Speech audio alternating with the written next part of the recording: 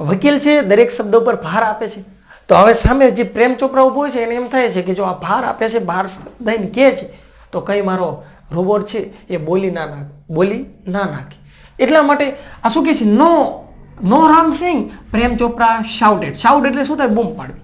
નો ના બોલતો નહીં, રામસિંહ તું બોલતો નહીં. આ પ્રેમ ચોપરા શાઉટેડ એટલે બૂમ પાડે. એ નર્વસ થઈ જાય છે. નર્વસ એટલે ઉદાસ થઈ જાય છે, એટલે પરસેવો વળી જાય છે. પ્રેમ ચોપરા નર્વસ થઈ અને બોલે છે રામસિંહ બોલતો નહીં. તો હવે શું થાય છે? પરંતુ આ જે જજ છે એ વોર્ન એટલે ચેતવણી.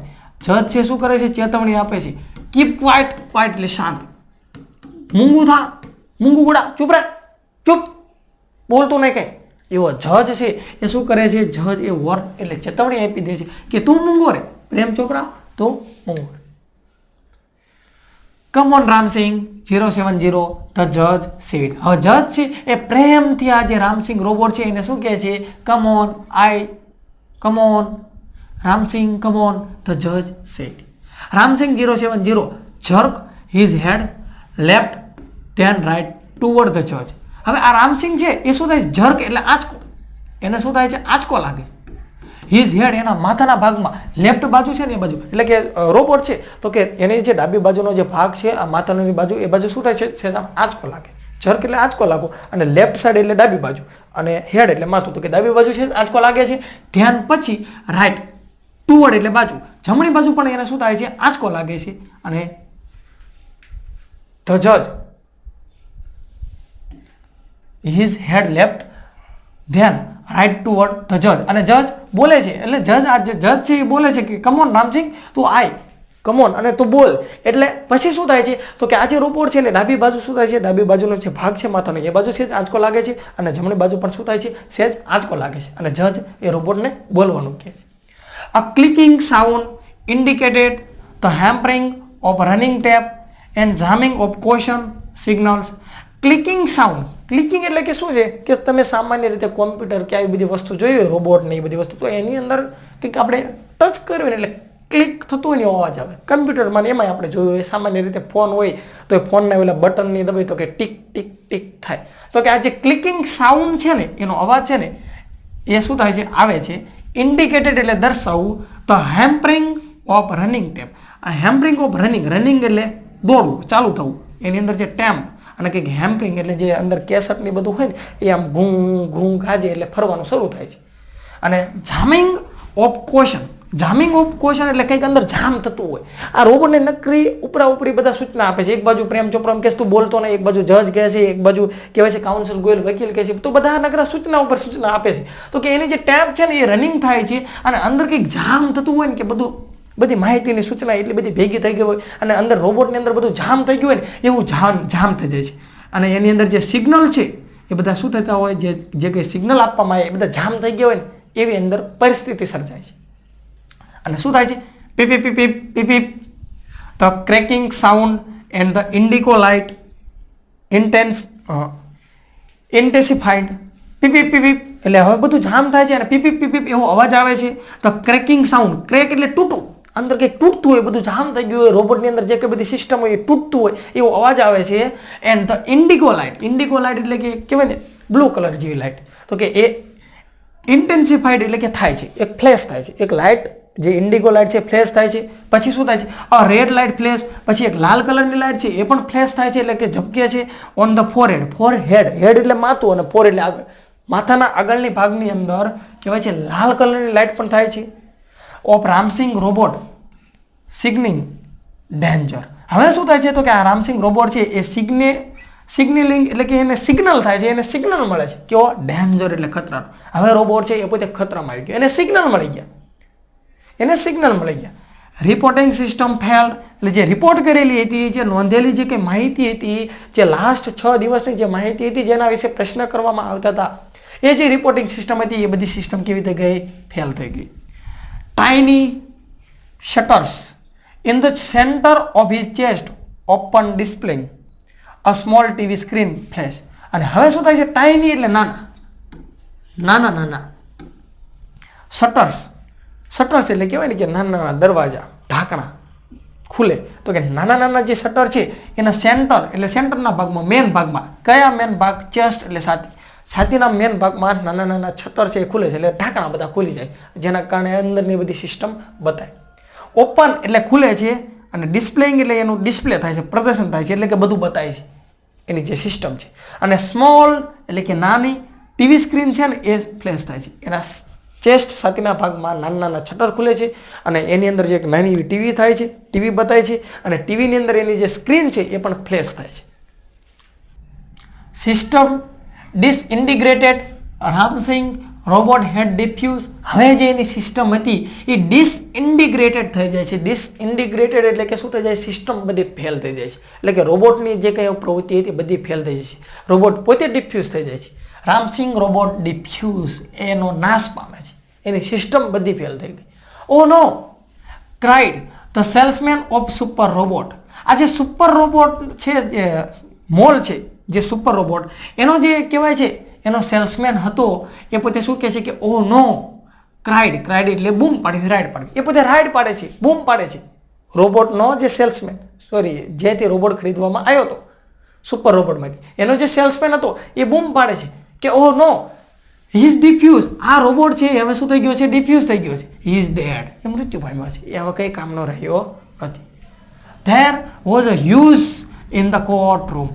ધેર એટલે ક્યાં, તો કે આ કોર્ટમાં શું થાય છે, હ્યુઝ એટલે શાંતિ ફેલાઈ જાય છે. In the court room, court room છે ત્યાં કડે લાંબા સમય સુધી શાંતિ ફેલાઈ જાય છે. હ્યુઝ એટલે શાંતિ ફેલાઈ જાય. Silence prevent four long in the court room. આ સાયલન્સ જે કંઈ શાંતિ છે એ પ્રિવેલ્ડ એટલે ફેલાઈ જાય છે, ફોર લોંગ એટલે લાંબા સમય સુધી, in the court room, court રૂમની અંદર લાંબા સમય સુધી શાંતિ ફેલાઈ જાય છે, સહેજ પણ કોઈ અવાજ કરતું નથી.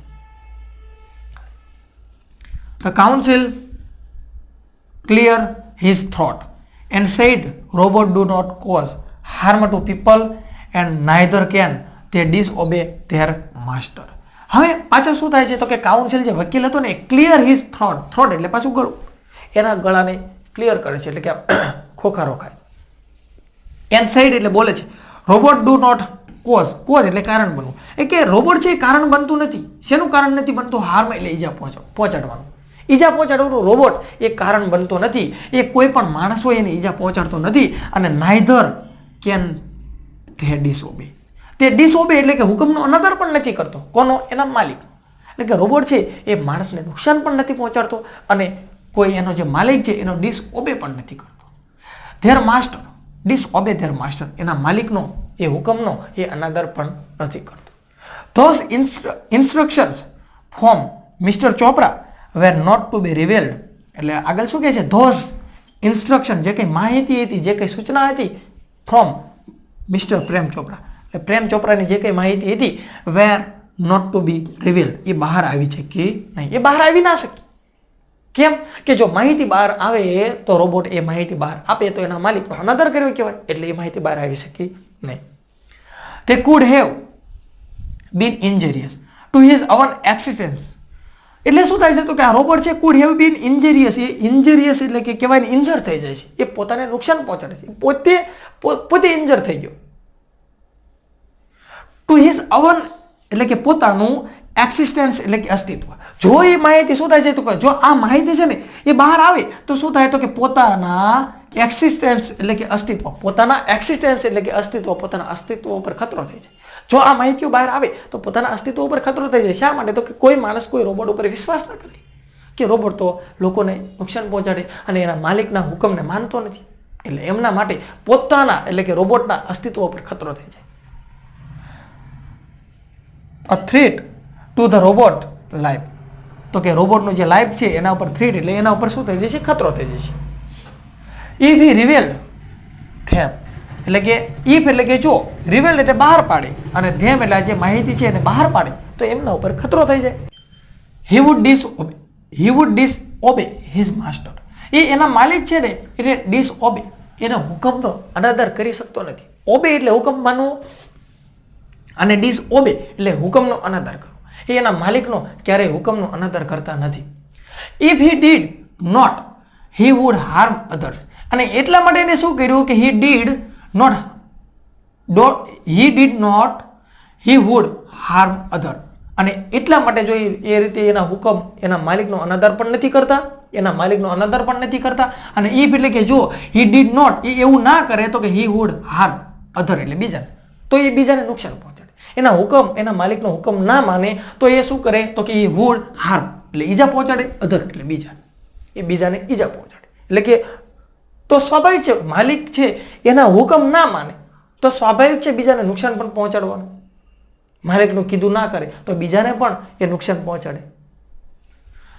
This conflict brought Ramsingh's end. આ કોન્ફ્લિક્ટ એટલે કે જે ગૂંચવણ, આ જે મૂંઝવણ છે એની અંદર એ બ્રાઉટ એટલે બ્રિંગનું ભૂતકાળ છે, લાવવું, બ્રિંગનું ભૂતકાળ લાવવું. આ જે કોન્ફ્લિક્ટ, આ જે ગૂંચવણ છે એ લાવે છે શું? રામસિંગ્સ એન્ડ. રામસિંગ છે એનો અંત લાવે છે. અને હી એટલે કોણ? આ રોબોટ. ચૂઝર એટલે પસંદ કરે છે break apart rather than to tell a light. આ રોબોટ છે શું કરે છે? પસંદ કરે છે બ્રેક એટલે તોડી નાખવું, અપાર્ટ એના જે ભાગ છે એને તોડી નાખવા, રાધર એટલે ના બદલે, ના બદલે. રાધરનો અર્થ શું થાય છે? ના બદલે. કોના કરતા? ધ્યાન એટલે ના કરતી, ના કરતા, ટુ ટેલ એટલે બોલવું, અને અ લાઈ એટલે ખોટું. એટલે કે આ રોબોટ છે પસંદ કરે છે કે પોતાના જે ભાગ છે એને તોડી જ નાખવું, રાધર ધેન એટલે કે ખોટું બોલવું, રાધર ધેન ટેલ અ લાઈ, ખોટું બોલવું એના કરતાં મારા જે ભાગ છે ને એને જ હું તોડી નાખું. હર્ટિંગ હ્યુમન બીંગ્સ ઓર બીકમિંગ અનફેથફુલ.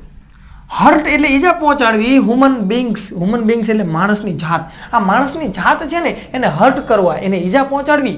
અને બીકમ એટલે બનવું અનફેથફુલ. અનફેથફુલ એટલે કે કહેવાય છે કે છેતરપિંડી કરે એવા, વફાદાર નહીં, બેવફા બની અને લોકોને છેતરવાને એના કરતાં પોતાની જાતને, પોતાના નુકસાનને, પોતાના અસ્તિત્વને આપણે ફેલ કરી નાખવી એવું રોબોટે પસંદ કર્યું.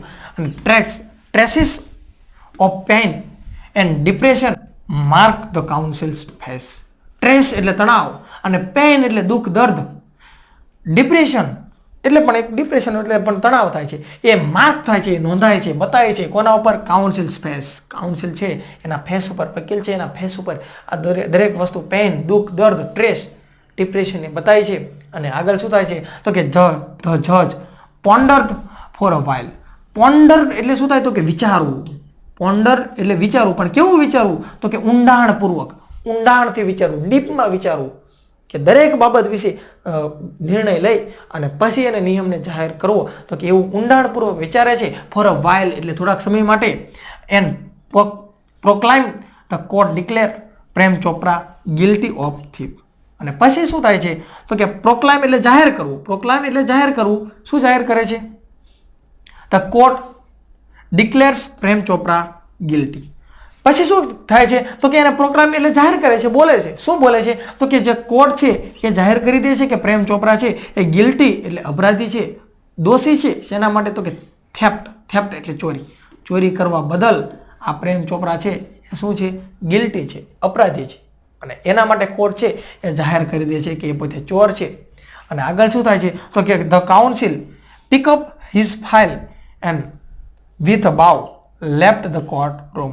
આ જે કોર્ટ છે, સોરી કાઉન્સિલ એટલે જે વકીલ હતો એ પિકઅપ એટલે ઉઠાવે છે, લઈ લે છે, હિઝ ફાઇલ તેની ફાઇલ લે છે, વિથ ઇન બાવ. બાવ એટલે શું થાય? નમન કરવું, નમન.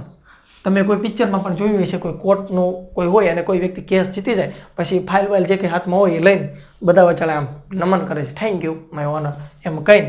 એટલે કે આ જે વકીલ છે એ નમન કરે છે અને લેફ્ટ એટલે જાય છે તો કોર્ટરૂમ. કોર્ટરૂમથી શું થાય છે કે બહાર નીકળી જાય છે.